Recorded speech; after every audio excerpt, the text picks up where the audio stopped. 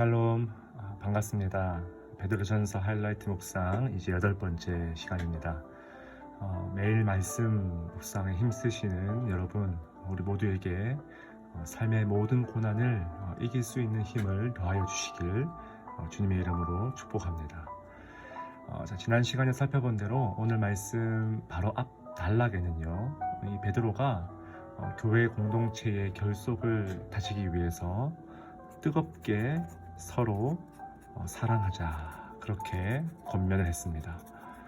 예수님께서 요한복음에 뭡니까? 제자들에게 주신 그 세 계명을 그대로 반영하듯이 내가 너희를 사랑한 것 같이 너희도 서로 사랑하라. 베드로는 예수님의 수제자답게 자신이 직접 들은 그 예수님의 말씀을 그대로 선포하고 있다는 거예요. 왜 베드로전서의 수신자들에게 여러분 이 사랑이 필요합니까? 이 사랑에는 두려움을 몰아내는, 쫓아내는 능력이 있기 때문에 그렇습니다. 온전한 사랑은요, 두려움을 몰아내죠. 젊은 남녀가 여러분 사랑에도 빠져도 뭡니까? 사랑에 빠지면 겁을 상실하죠. 우리가 흔히 눈에 뵈는 게 없다, 그렇게 표현하지 않습니까?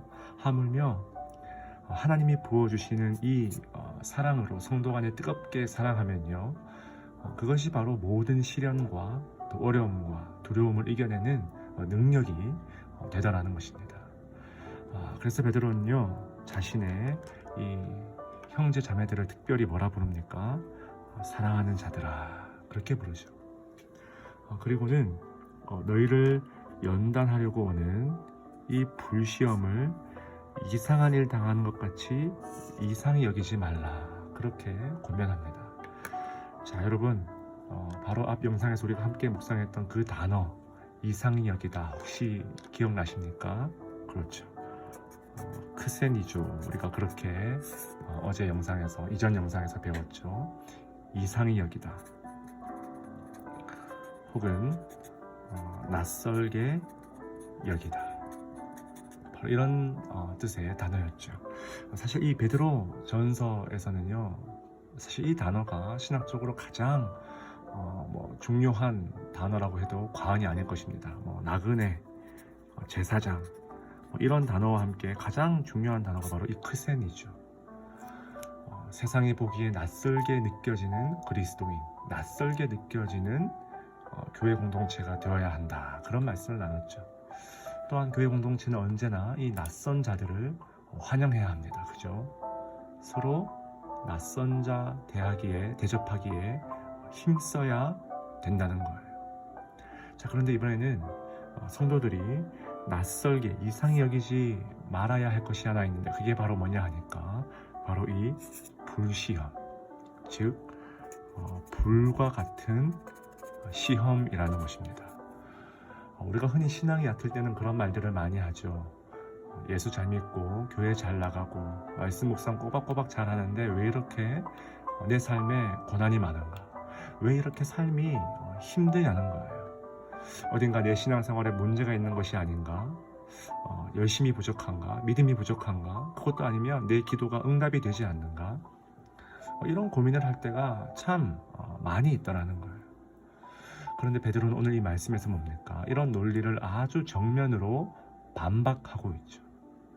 그리스도인에게 불시험은 전혀 낯선 게 아니 도리어 필연적으로 따라오는 필수적인 성질의 연단이라는 것입니다.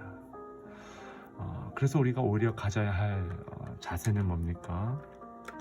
13절에 보니까 이 그리스도인의 고난에 참여하는 것으로 즐거워해야 된다는 거예요. 여러분, 복음의 아이러니죠. 이 고난이 즐거움으로 이어지다라는 거예요. 왜 그렇습니까? 14절에 보니까 너희가 그리스도의 이름으로 치욕을 당하면 복이 있는 자로다. 복이 있기 때문에 이 복이 있는 자, 여러분 다시 한 번 더 산상수훈의 그 마카리오스, 복이 있나니, 그 동일한 복의 선포가 등장하죠.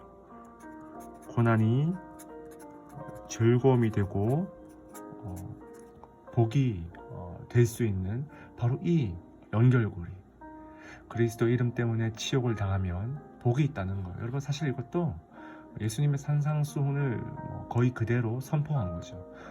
나로 말미암아 너희를 욕하고 박해하고 거짓으로 너희를 거슬러 모든 악한 말을 할 때에는 너희에게 복이 있나니 기뻐하고 즐거워하라. 바로 마태복음 5장 11절 12절 말씀이죠.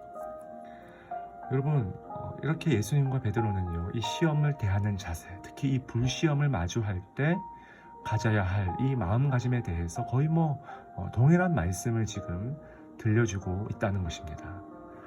고난을 즐길 수 있는 이 능력, 고난을 기뻐할 수 있는 능력, 고난을 낯설게 여기지 않는 바로 이 능력, 우리가 구해야 할 능력은요, 예수 믿고 복 누리고 예수 믿고 권세를 떨치고 예수 믿고 높아지는 능력이 아니라 바로 이런 종류의 능력이다라는 것입니다.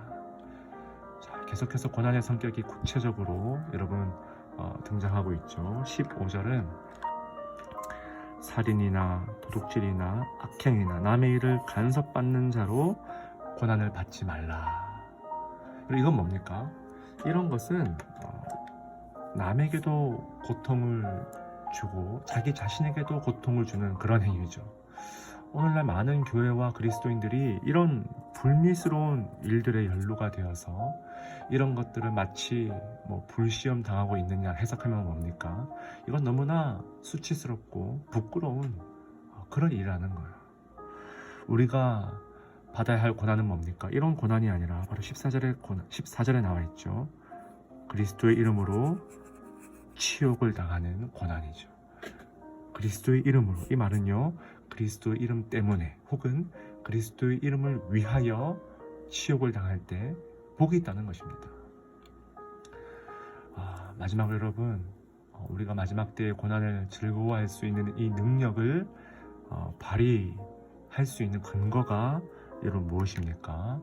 바로 다름 아닌 이 하나님의 최종 심판이 기다리고 있기 때문에 그렇습니다.